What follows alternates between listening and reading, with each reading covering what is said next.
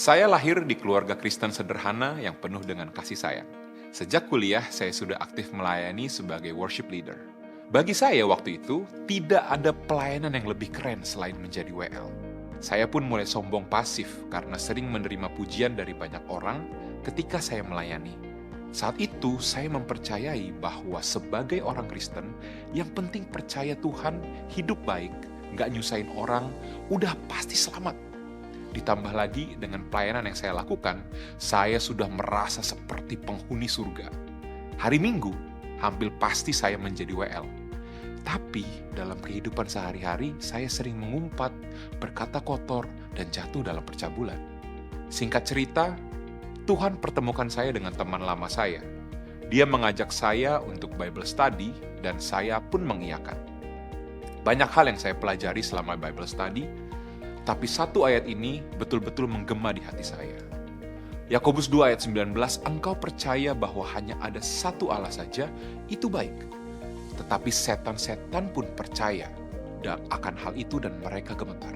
Waktu ayat itu dibukakan, saya sadar, saya tidak jauh berbeda dari setan yang cuma percaya, tapi tidak mau hidup dalam pertobatan. Dari sejak ayat itu dibukakan, saya menata kembali kehidupan kekristenan saya dan mulai bertobat. Semakin dalam saya Bible study, saya makin menyadari bahwa selama ini saya hidup di bawah standar yang diberikan oleh Tuhan Yesus. Dulu saya menyangka ke gereja, hidup baik, pelayanan, dan percaya Tuhan saja cukup.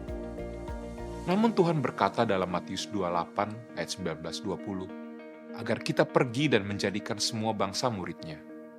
Ternyata, Tuhan sejak awal sudah meletakkan tujuan bagi saya agar saya tidak selamat sendiri, melainkan ikut ambil bagian dalam menyelamatkan orang lain juga. Itu artinya, saya tidak boleh egois dan hanya memikirkan keselamatan sendiri saja. Semakin jauh mempelajari Alkitab, saya belajar untuk mengerti hatinya Tuhan. Bagaimana melihat orang terhilang seperti Tuhan melihat domba yang hilang. Saya yang tadinya cuek dan tidak peduli sama hidup orang lain, mulai punya belas kasihan dan belajar mengasihi, lalu mengerti hatinya Tuhan.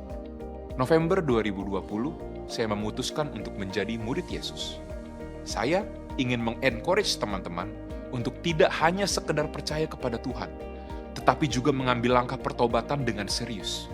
Hidup sesuai kehendak Tuhan dan menjadi alatnya dalam menyelamatkan orang lain. Sehingga hidup kita tidak menjadi batu sandungan, melainkan benar-benar bisa menjadi berkat bagi dunia ini. My name is Gary, and this is my turning point.